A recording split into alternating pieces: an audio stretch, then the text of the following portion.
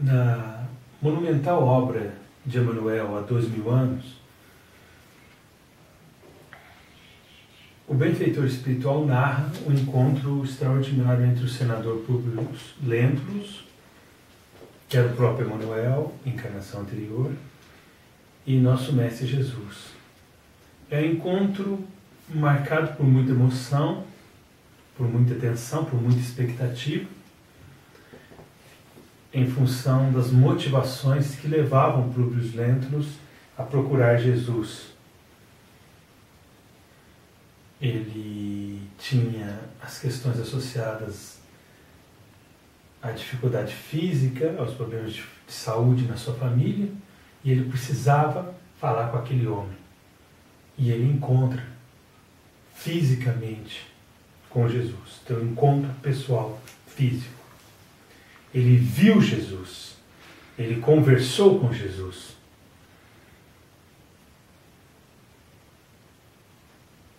E Jesus desperta a sua consciência, toca na sua consciência e diz: senador, agora ou no decorrer de milênios. Públio Lentulus viu Jesus, mas não aceitou Jesus naquele momento. E só se torna o apóstolo do Evangelho e do Espiritismo depois de muitos séculos. Ele viu Jesus, mas ele não teve um encontro, apesar de se sentir tocado e balançado por aquele momento, ele não teve um encontro definitivo do seu íntimo. Isso motivou Joana de Ângeles a fazer uma análise muito interessante, que Divaldo Pereira Franco narra para nós, que diz mais ou menos assim: aqueles que encontraram Jesus jamais serão os mesmos. Aqueles que viram, que ouviram falar, que tiveram alguma notícia, alguma impressão, que leram alguma coisa sobre, podem estar num banho-maria, numa situação de uma certa hesitação, de uma certa inconstância, de uma falta de determinação, de uma falta de resolução, de uma perseverança oscilante, um titubeio constante. Mas se o encontro for real, o esforço evolutivo se torna algo constante e crescente. Essa passagem de Emmanuel, na forma, na persona, senador Públio Lentulus, em há 2000 anos, nos mostra um pouco do que é o nosso processo reencarnatório. O processo evolutivo. Porque no decorrer de várias encarnações, de uma luta evolutiva lenta e gradual, sofrida passo a passo, com óbices, com obstáculos, com limitações, com restrições, com influências negativas, no decorrer de uma luta muito ardorosa, ele consegue encontrar Jesus. No extraordinário livro Diálogo dos Vivos, esse livro da parceria fantástica entre Chico Xavier, Herculano Pires e outros autores que no caso são os autores espirituais, como o próprio Emmanuel, como Quineios Lúcius, como André Luiz. Nesse livro fantástico, a mensagem, o capítulo 23 é um capítulo muito interessante. E uma das mensagens é intitulada Emmanuel e Nóbrega, de autoria de Quineios Lúcius. Emmanuel, ou Emmanuel, como queiram, e Nóbrega. Dizendo o seguinte, que orientado pelo apóstolo dos gentios, ou seja, por São Paulo, pelo apóstolo Paulo de Tarso, orientado pelo apóstolo dos gentios, o que aconteceu? Emmanuel, o senador Públio Lentulus, desenvolveu uma série de reencarnações para ir purificando, acrisolando o seu espírito através de um processo lento e gradual para atingir o grau de inteligência, de sabedoria, de amor, de identificação evangélica da sua esposa, da sua noiva espiritual Lívia. E ele atinge esse patamar na persona, na forma física, na encarnação de Padre Manuel da Nóbrega. No meio da selva, no meio dos índios, ensinando o Evangelho de Jesus sobre várias inibições, e diz que meios lúcios, com várias inibições físicas, com vários problemas físicos, limitações físicas, ele atinge esse patamar. Então é interessante, porque muitas vezes a pessoa lê a biografia do Padre Manuel da Nóbrega e não entende. Mas como? Eu li que Padre Manuel da Nóbrega, segundo vários biógrafos, era gago, sofria de gagueira. Mas o senador Públio Lentulus era um grande orador, tinha tribuna, era um homem de fala fácil, com uma eloquência extraordinária, algo que era muito valorizado pela tradição romana, pela cultura romana, e que teve inclusive um papel de destaque no legado que Roma deixou para toda a humanidade, sobretudo na área do direito, da advocacia, das leis, da organização administrativa, do Estado, que foram contribuições muito importantes do Império Romano para toda a civilização, para toda a humanidade. Então ele que era um tribuno, era um grande senador, como é que ele era gago? É porque a gagueira sugere, que nem os lúcidos nesse texto, sugere sutilmente, não era de origem espiritual, não era uma deficiência do espírito, o que já era para a gente supor, né? Que a gente já poderia supor em se tratando da beleza, da eloquência dos trabalhos escritos de Emmanuel, e também da inspiração que ele proporciona a Chico Xavier, porque Chico Xavier era um homem extremamente eloquente, haja vista a sua trajetória no Pinga Fogo, em 1971, nos 2 célebres programas que balançaram o mundo, pelo menos o Brasil, por consequência o mundo, pelo efeito multiplicador das informações que o movimento espírita brasileiro gerou e continua gerando no mundo inteiro, através da mensagem evangélica de alta qualidade, com alta clareza, correção, com bom humor, com beleza, com evangelho, com simplicidade, que obviamente Chico Xavier trazia com a sua contribuição pessoal, mas do ponto de vista doutrinário, com a orientação de Emmanuel. É interessante o livro Chico Xavier em Goiânia, onde no prefácio é explicado que Emmanuel se responsabilizava por todas as respostas doutrinárias de Chico. Foi feita uma entrevista, o que hoje nós chamamos de Pinga Fogo, uma série de perguntas para Chico, Chico respondeu, e Emmanuel se responsabilizava por todas as respostas de cunho doutrinário, de doutrina espírita de Chico.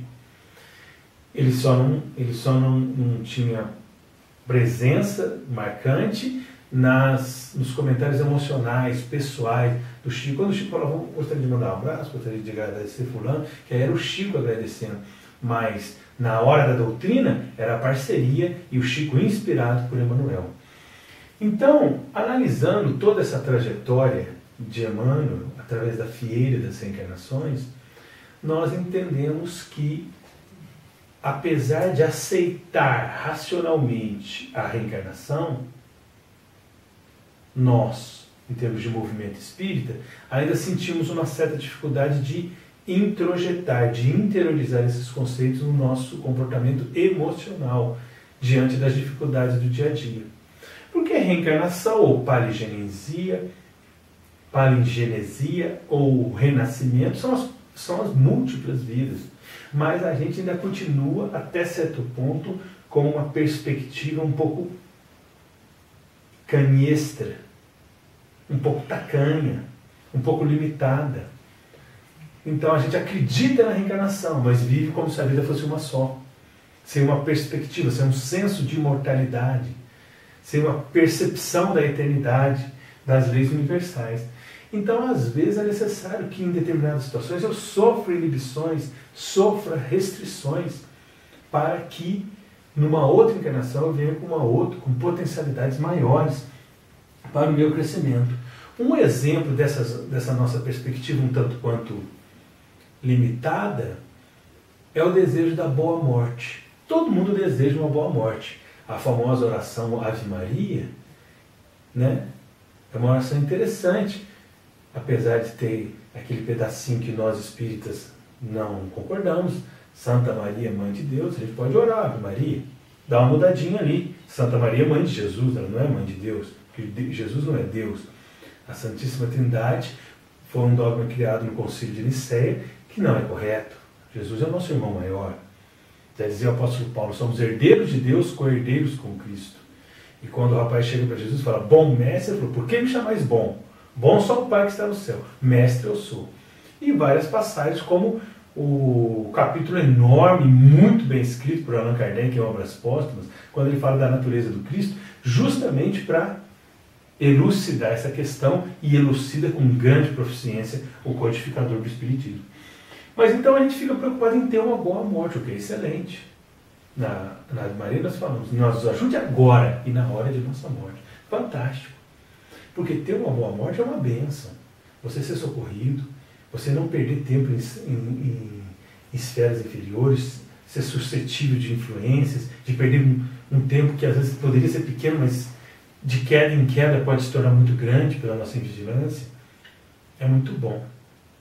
É importante, mas não é o mais importante. O mais importante é a gente chegar no mundo espiritual e conseguir realizar alguma coisa, porque a gente construiu essa bagagem. Vejamos o exemplo de André Luiz.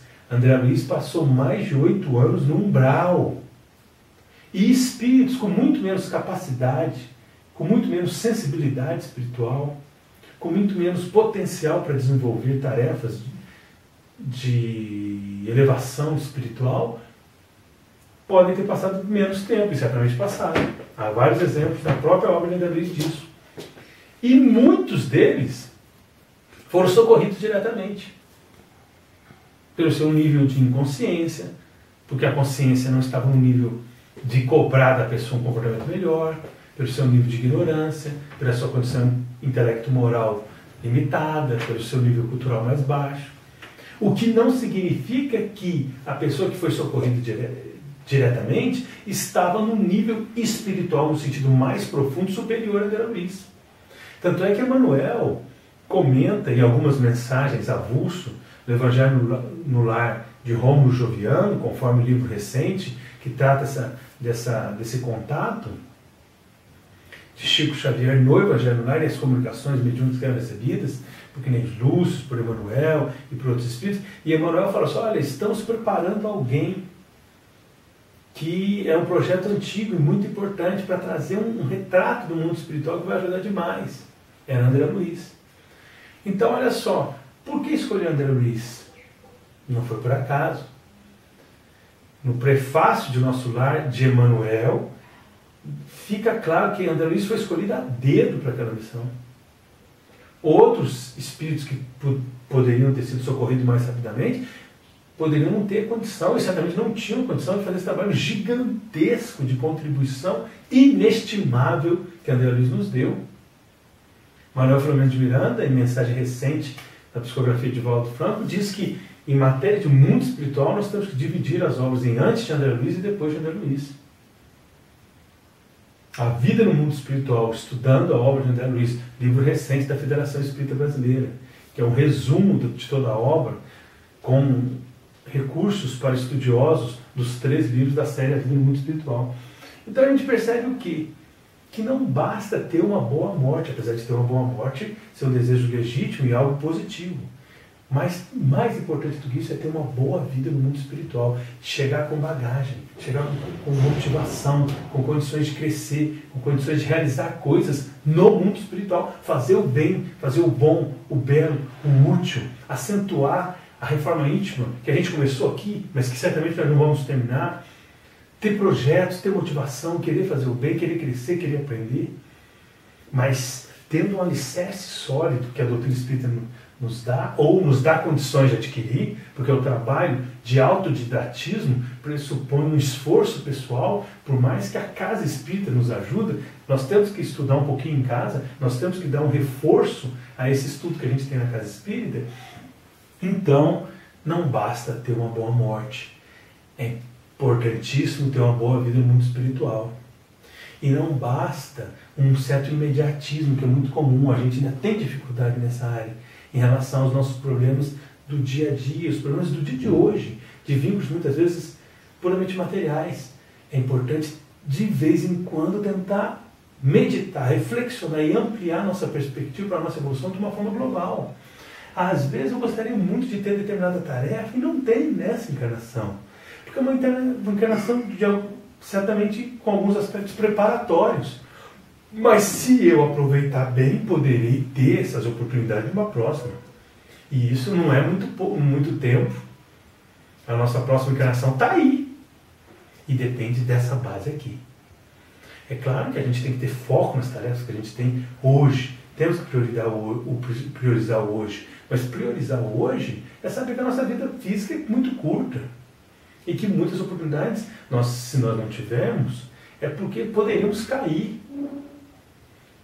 Joana de Anjos diz, em Jesus o Evangelho à luz da psicologia profunda, e também em Amor e Imbatível Amor, que a providência nos oferece as melhores condições para que a gente aprenda mais e melhor, com mais segurança. Que a gente tenha maior condição de evoluir com segurança. Então não adianta colocar uma série de oportunidades que, se eu aproveitar, eu crescerei demais. Mas o risco de queda é muito maior. Então, os mentores têm que fazer um balanço entre o máximo de oportunidade e o mínimo de risco em relação às minhas fragilidades, às minhas possibilidades de queda espiritual. Então, eu tenho que evoluir mais, mas com segurança, com um risco menor de uma queda espiritual, construindo base para evoluções maiores a partir dessas conquistas. Então a gente lembra, por exemplo, um comentário de Sueli Caldas Schubert, no Diálogo com os Espíritos, um DVD muito interessante que ela desenvolveu na Federação Espírita Brasileira no ano de 2007, o DVD saiu em 2008, onde ela fala que aquilo que todos nós sabemos, mas ela faz com uma ênfase que dá um destaque especial que muitas vezes a gente não presta atenção. Ela diz: o verdadeiro desenvolvimento mediúnico não ocorre na reunião mediúnica, ocorre no intervalo entre as reuniões, porque nós passamos muito mais tempo fora das reuniões mediúnicas do que nas reuniões mediúnicas. E o padrão intelecto-moral, o padrão espiritual que a gente adquire no nosso trabalho íntimo, pressupõe que aquilo que a gente faz na vida, aquilo que a gente faz no dia a dia, nas 24 horas, inclusive quando a gente está dormindo. Então a gente lembra Emmanuel no livro Roteiro: não existe bom médium sem homem bom. Olha que beleza. Não existe bom médium sem homem bom. Então, pré-requisito 1, ou como dizem alguns, pré-requisito 0, né? A base da base da base, o ponto central, o ponto inicial, sem o qual nada pode ser feito, a condição sine qua non, para a gente evoluir mais e melhor, é a nossa transformação moral. Esse é o verdadeiro desenvolvimento mediúnico. Independentemente da minha potencialidade mediúnica, da minha ostensividade em determinado fenômeno, não. Porque se eu for um homem bom, a minha sintonia espiritual, a minha afinidade espiritual por seres melhores, por seres mais elevados, vai ser mais fácil. E naturalmente eu vou estar inspirado por seres mais evoluídos. Eu vou ter mais condições de ser inspirado, de ser intuído, deles estarem me acompanhando naturalmente, pela sintonia natural. E obviamente isso vai repercutir num círculo virtuoso, onde quanto mais eu esteja na companhia deles, mais eu vou estar inspirado, menor vai ser a condição, a probabilidade de quedas, e mais eu vou crescer, e mais eu vou ter condições de realizar mais e melhor. Allan Kardec, ele comenta que em Obras Póstumas, excepcionalmente, também no Livro dos Médiuns, excepcionalmente, um médium que não seja moralizado pode receber uma mensagem de um espírito de alta evolução, excepcionalmente, através de um esforço hercúleo desses espíritos para superar essa dificuldade de aliança, de sintonia vibratória, de conexão, de combinação fluídica, excepcionalmente pela lei de amor. Quando isso for fundamental, para quê? Para que o grupo ali presente consiga receber aquela mensagem que pode ser importantíssima para um despertamento do grupo. Mas isso é excepcionalmente. Na falta de um médium melhor, quem não tem cão, caça com gato.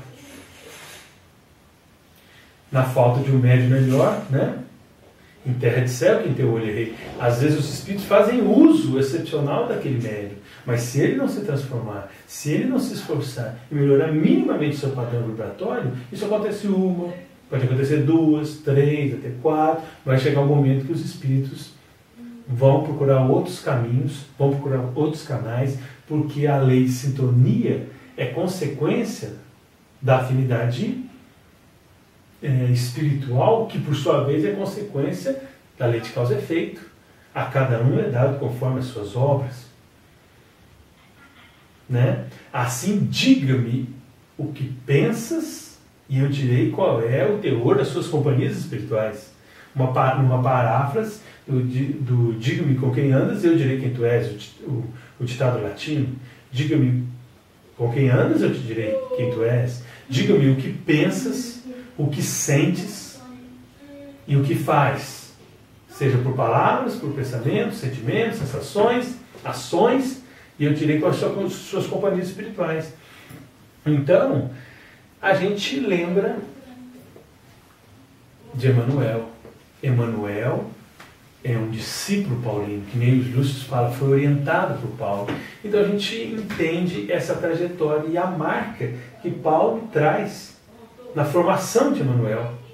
A gente percebe que os livros de mensagens de Emmanuel, eu diria que a maioria das mensagens são citações de versículos associados aos Atos dos Apóstolos e às cartas de Paulo. O volume de citações de Paulo é muito grande, porque ele é um profundo conhecedor do Evangelho de Jesus, que é um número muito grande, e do ensinamento de Paulo. Então ele é um decodificador do pensamento paulino, um verdadeiro discípulo do apóstolo Paulo, um discípulo do apóstolo Paulo, que traz para nós um conteúdo extraordinário. Então, se Paulo era discípulo de Estevão, conforme fica claro em passagens do Paulo Estevão, porque Jesus diz que deixaria Estevão mais próximo de Paulo para orientá-lo, ensinando perdão, ensinando que nós dependemos uns dos outros, independente dos erros que a gente cometeu uns com os outros no passado. Estevão, apesar de ter sido prejudicado na sua tarefa por Paulo, porque Paulo fazia parte daquele grupo que levou Pedro ao julgamento e ao apedrejamento, conforme os Atos dos Apóstolos, principalmente conforme Paulo e Estevão, mas depois, desencarnado, Estevão se torna esse mentor, esse intermediário entre Jesus e Paulo, para que Paulo estivesse sempre inspirado pelo pensamento verdadeiramente evangélico. Então, Estevão, Jesus orientava Estevão, que orientava Paulo. E Paulo, depois da sua desencarnação, orienta o processo de várias encarnações de Emmanuel. Olha que beleza. Então, aquilo que Emmanuel não conseguiu fazer como Públio Lentulus, começou a fazer como escravo Nestório, conforme o livro 50 anos depois, ele vai desenvolvendo uma sequência reencarnatória para trabalhar mais e melhor, para trabalhar cada vez mais, para trabalhar intimamente e externamente. Porque o trabalho do bem pressupõe um trabalho íntimo de construção do bem dentro de nós. Duas pessoas que trabalharam 30 anos aplicando passes podem estar em níveis espirituais completamente distintos, porque uma pode ter trabalhado o seu coração para amar muito mais do que a outra, apesar de externamente o trabalho ter sido o mesmo. Reinaldo Leite, grande orador espírita, há pouco tempo desencarnado, de São Paulo, quando ele recebeu a notícia do câncer, ele falou para sua mulher, ela ficou muito nervosa, chegou o diagnóstico, ele falou aquelas palavras técnicas que indicam o câncer, ela ficou muito nervosa, não é câncer, ele falou, é câncer, não é câncer, é câncer, calma. Ele desligou o telefone e perguntou para si mesmo, e agora, o que eu vou fazer? Nesse momento, a sua mentora espiritual, Maria Angélica, apareceu para ele e falou, meu filho, agora você vai trabalhar. E ele não entendeu direito, ou não gostou da resposta, virou para ela e falou assim, minha irmã, a senhora já viu a minha agenda? Como quem diz, eu estou trabalhando muito no trabalho material e no trabalho espiritual, no trabalho da casa espírita. E ela respondeu, Agora, meu filho, você vai trabalhar você. Porque às vezes o trabalho no bem não está pelo nosso orgulho, pela nossa vaidade, pela nossa tentação de ter poder, de projeção do ego dentro do trabalho no campo do bem. O trabalho do bem pode não estar fazendo com que a gente se torne tão bom quanto a gente poderia ou deveria se tornar fazendo o bem. É um exercício que está andando devagar no nosso processo de crescimento íntimo. Então, valorizar as oportunidades é muito importante, valorizar o presente. Deus nos coloca na melhor posição para que a gente faça mais e melhor com maior segurança.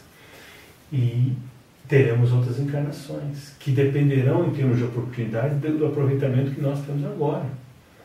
Então, que a gente desenvolva esse sentimento de imortalidade, refletindo que Públio Lentulus, num processo lento e gradual, gastou em torno de 1.500 anos para chegar no patamar de Líbia. E gastou mais para se tornar esse grande apóstolo, esse espírito que coordenou essa missão fantástica de Chico Xavier, trazendo uma das maiores contribuições para o crescimento da espiritualidade da humanidade. Então, Emmanuel é o discípulo paulino. Emmanuel é o apóstolo do Espiritismo e do Evangelho, o novo evangelista, que vem trazer para nós conteúdos extraordinários.